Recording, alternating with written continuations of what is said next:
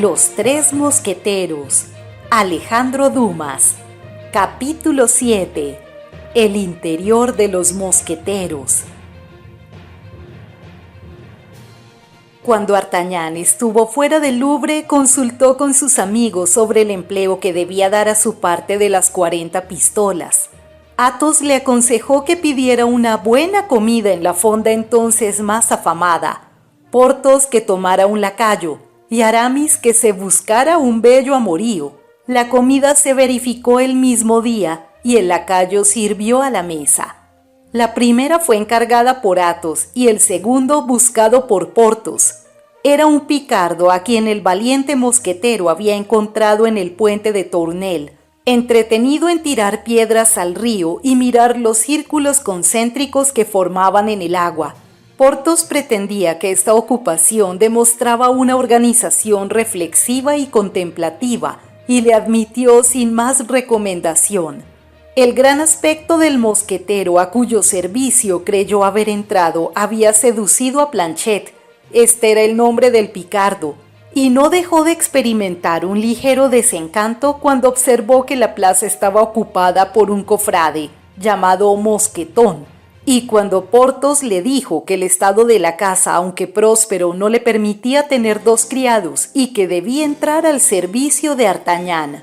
No obstante, cuando asistió a la comida que daba su amo y vio a éste sacar del bolsillo un puñado de oro para pagar la cuenta, creyó su fortuna hecha y dio gracias a Dios por haber caído en manos de semejante creso.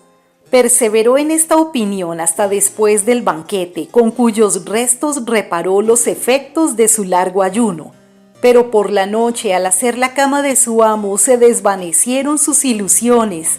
La cama era la única que había en la habitación, que se componía de una antesala y la sala. Planchet se acostó en la antesala sobre una manta sacada de la cama de D'Artagnan. Athos, por su parte, tenía un criado que había educado para su servicio de una manera particular y que se llamaba Grimaud. Este buen señor, entiéndase que hablamos de Athos, era muy taciturno. En los 5 o 6 años que vivía en la más profunda intimidad con los mosqueteros, estos recordaban haberle visto sonreír con frecuencia, pero reír nunca. Sus palabras eran lacónicas y expresivas. Decían siempre lo que querían decir y nada más, nada de flores, parafrasis y circunloquios. Su conversación era un hecho sin ningún episodio. Aunque Athos tenía apenas 30 años y estaba dotado de talento y de extrema hermosura física, nadie le conoció amoríos. Nunca hablaba de mujeres, justo es decir que no impedía que se hablara de ellas delante de él, aunque era fácil notar que esta clase de conversación en la cual no se mezclaba sino con amargos sarcasmos y observaciones misantrópicas, le era especialmente desagradable. Su reserva, su hipocondría y su mutismo hacían de él casi un anciano. A fin de no quebrantar sus costumbres, había acostumbrado a Grimaud a obedecerle con un gesto o un simple movimiento de labios. No le hablaba más que en circunstancias supremas. Algunas veces Grimaud, que temía a su amo como a la peste, aunque tenía gran adhesión a su persona y gran veneración a su carácter, se lanzaba para ejecutar la orden recibida y hacía precisamente lo contrario. Entonces Athos se encogía de hombros y sin encolerizarse pegaba a Grimaud. Aquellos días conversaba un poco. Porthos, como hemos podido observar, tenía un carácter diametralmente opuesto al de Porthos. No solo hablaba mucho, sino alto. Por lo demás, hagámosle esta justicia. Le importaba poco que le escucharan o no. Hablaba por el placer de hablar, por el placer de oírse. Hablaba de todo menos de ciencias, manifestando en este punto el odio inveterado que desde su infancia había tenido, según decía, a los sabios. No tenía el aire tan fino como Athos, y el sentimiento de su inferioridad en esto le había hecho al principio de su amistad ser injusto muchas veces con ese caballero, a quien había tratado de eclipsar con el esplendor de sus trajes. Pero con su simple casaca de mosquetero y solo por el modo de erguir la cabeza y adelantar el pie, Athos ocupaba en el momento el lugar que le correspondía y relegaba al fastuoso Porthos a un segundo lugar. Porthos se consolaba llenando la antecámara de Treville con el retrato de sus afortunadas aventuras amorosas, cosas de las que Athos no hablaba jamás. Y por lo pronto, después de haber pasado de la magistratura a la nobleza militar, de la dama a la baronesa, se trataba nada menos, según Porthos, de una princesa extranjera dueña de incalculables riquezas. Un antiguo proverbio dice: de tal amo tal criado. Pasemos pues del criado de Athos al de Porthos, de Grimaud a Mosquetón. Este era un normando a quien su amo había hecho cambiar el pacífico nombre de Bonifacio por el más sonoro y belicoso de Mosquetón. Había entrado al servicio de Porthos con la condición de ser únicamente vestido y alojado, pero magníficamente. No pedía más que 2 horas diarias para consagrarlas a otra industria que debía proveer a todas las demás necesidades. Porthos había aceptado el trato y las cosas marchaban de maravilla. Hacía arreglar para su lacayo su ropa usada y gracias a la habilidad de un sastre, de cuya mujer se murmuraba que quería hacer descender a Porthos de sus costumbres aristocráticas, Mosquetón presentaba bastante buena apariencia detrás de su amo. Respecto a Aramis, cuyo carácter creemos haber explicado suficientemente sin perjuicio de que en el curso de esta obra lo sigamos en su desarrollo así como a sus compañeros, tenía un lacayo llamado Bazin. Gracias a la esperanza que tenía su amo de ingresar algún día en las órdenes religiosas, iba siempre vestido de negro, como conviene al criado de un hombre de iglesia. Era un hombre de 35 a 40 años, afable, pacífico, sufrido, que ocupaba sus ocios en leer libros piadosos y guisaba para 2 personas una comida de pocos platos pero excelente. Por lo demás era mudo, ciego, sordo y de una fidelidad intachable. Ya que conocemos al menos superficialmente a los amos y a los criados, pasemos a las habitaciones ocupadas por cada uno de ellos. Athos vivía en la calle de Ferón, muy cerca de Luxemburgo. Su habitación se componía de 2 salitas muy limpias en una casa moblada cuya dueña, un joven y bonita, le ponía en vano los ojos tiernos. Algunos restos de un gran esplendor pasado se veían acá y allá en aquel modesto alojamiento. Estos eran, por ejemplo, una rica espada adamasquinada que se remontaba por su estilo a la época de Francisco I, cuya guarnición sola, incrustada de piedras preciosas, podía valer 200 pistolas, y que no obstante ni en sus momentos de más apuro consentía Athos en empeñar ni vender. Esta espada había sido durante mucho tiempo objeto de la ambición de Porthos, que hubiera dado 10 años de vida por poseerla. Cierto día que tuvo una cita con una duquesa, trató de que Athos se la prestara. Athos, sin contestarle una palabra, vació sus bolsillos, reunió todas sus alhajas, broches y cadenas de oro y le ofreció todo a Porthos. Pero en cuanto a la espada, dijo que estaba clavada en su sitio y no debía dejarlo sino cuando el dueño dejara el alojamiento. Además de esta espada, había también un retrato que representaba a un caballero del tiempo de Enrique III, vestido con la mayor elegancia, que llevaba las insignias de la Orden del Espíritu Santo y cuyas facciones tenían con las de Athos alguna semejanza, lo que indicaba que aquel ilustre personaje era su antepasado. Por fin un magnífico cofrecito de plata que ostentaba las mismas armas que la espada y el retrato brillaban sobre la chimenea, formando gran contraste con el resto del amueblaje. Athos llevaba siempre consigo la llave del cofrecillo, pero un día lo abrió delante de Porthos y éste pudo cerciorarse de que no contenía más que cartas y papeles. Indudablemente cartas de amor y papeles de familia. Porthos ocupaba un departamento muy vasto y de apariencia suntuosa en la calle Vieux Colombier. Siempre que pasaba por delante de sus ventanas, en una de las cuales permanecía constantemente Mosquetón de gran librea, levantaba la cabeza y la mano y decía: «Esta es mi casa», pero nunca se le encontraba en ella. No invitaba a nadie a subir y nadie podía darse cuenta de las riquezas reales que contenía aquella suntuosa apariencia. Aramis habitaba un pequeño departamento compuesto de un tocador, un comedor y un dormitorio, el cual, situado como todo el resto del piso en la planta baja, daba a un jardín pequeño, fresco, verde, sombrío e impenetrable a los ojos de la vecindad.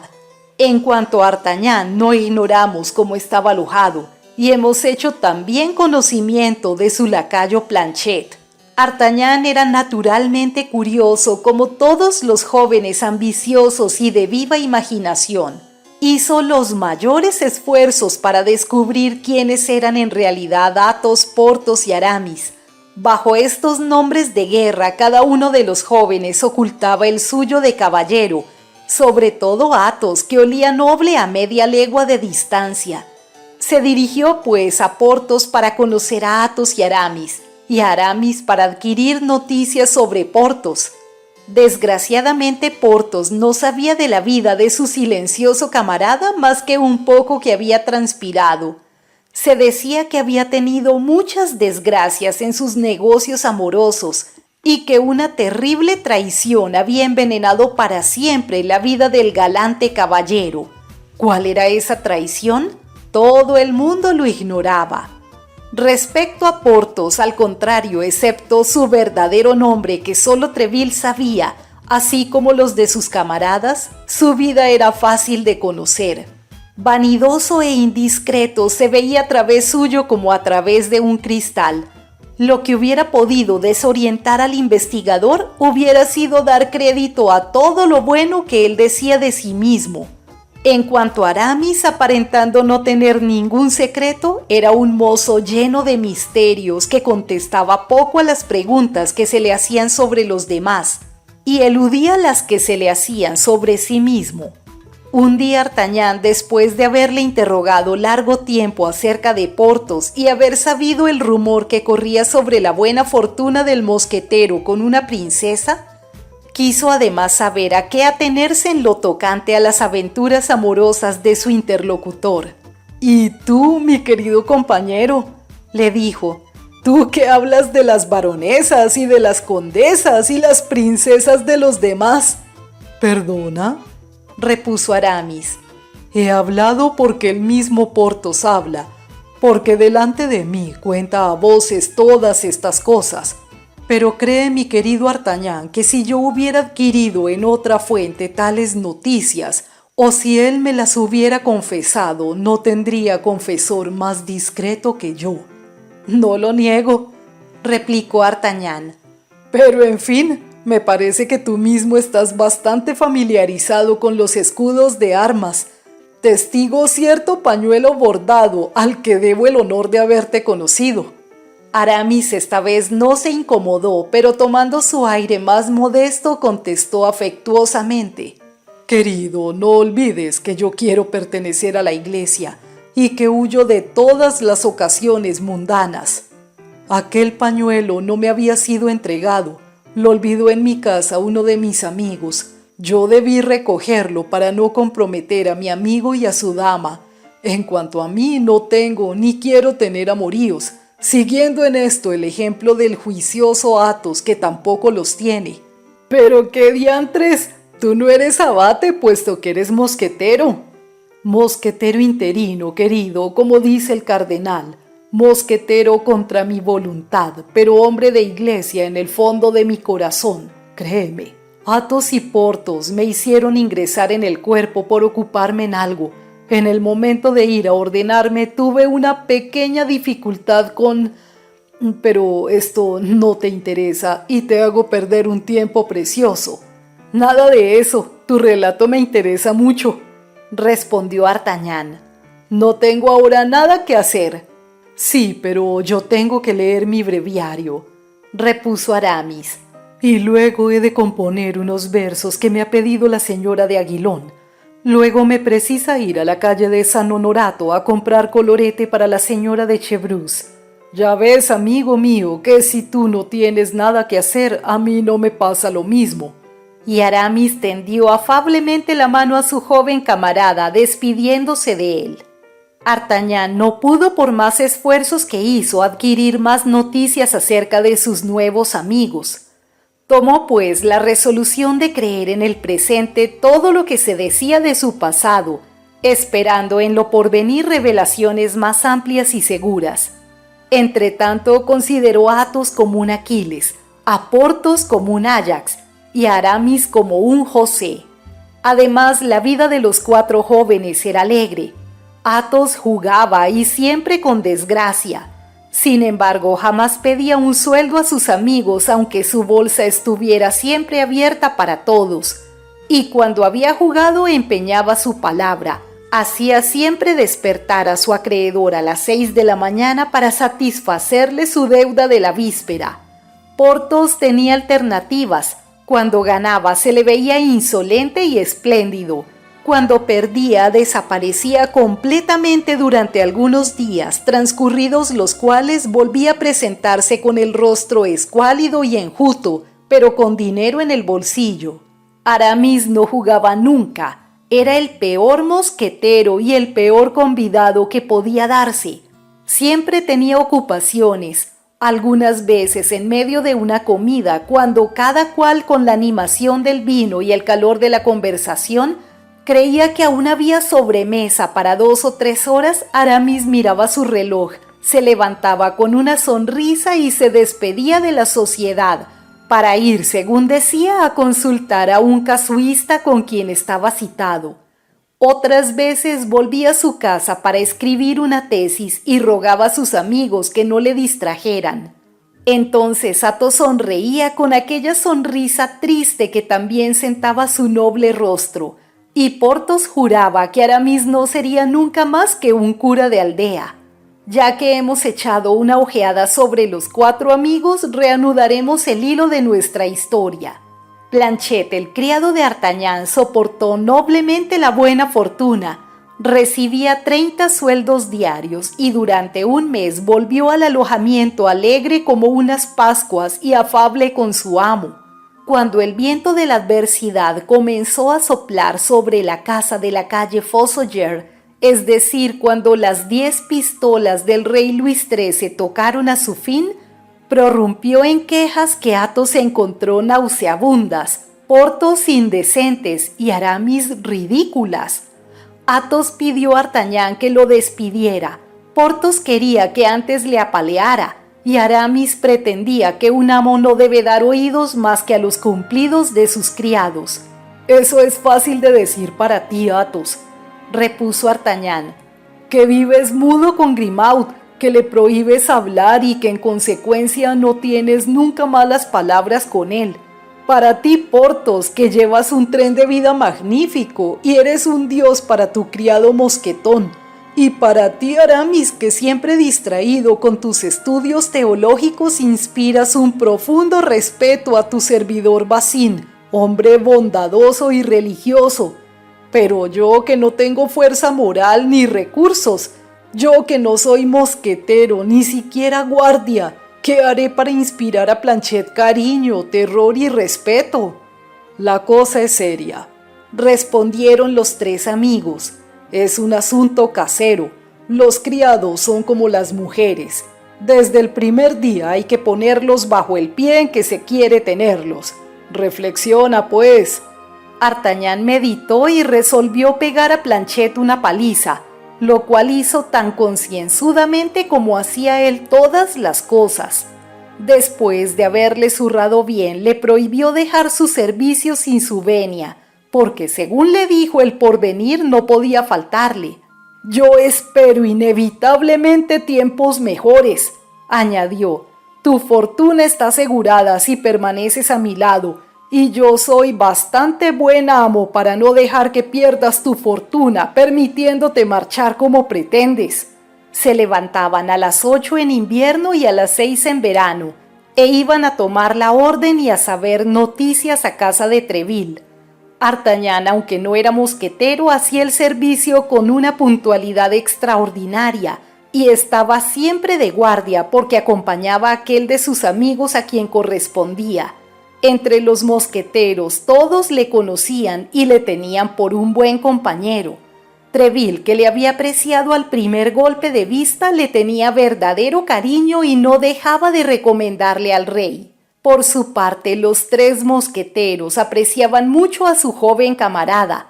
La amistad que unía a estos 4 hombres y la necesidad de verse 3 o 4 veces al día, ya para un duelo, ya para asuntos, ya por placer, les hacía correr incesantemente uno detrás de otro, y se encontraba siempre a los inseparables buscándose desde Luxemburgo a la plaza de San Suplicio, o desde la calle de Vieux Colombier a Luxemburgo. Entretanto, las promesas de Treville se realizaban. Un día el rey mandó a Essarts que admitiera a Artagnan como cadete de su compañía de guardias. Artagnan se puso suspirando aquel uniforme que al precio de 10 años de existencia hubiera cambiado por una casaca de mosquetero. Pero Treville ofreció este favor después de 2 años de noviciado, que podían abreviarse si se ofrecía a Artagnan ocasión de prestar algún servicio al rey o realizar algún hecho notable. Artagnan se contentó con esta promesa y al día siguiente empezó su servicio. Entonces llegó a su vez a Athos, Porthos y Aramis de montar la guardia con Artagnan cuando a él le correspondía, de modo que la compañía del caballero de Essarts adquirió 4 hombres en vez de 1.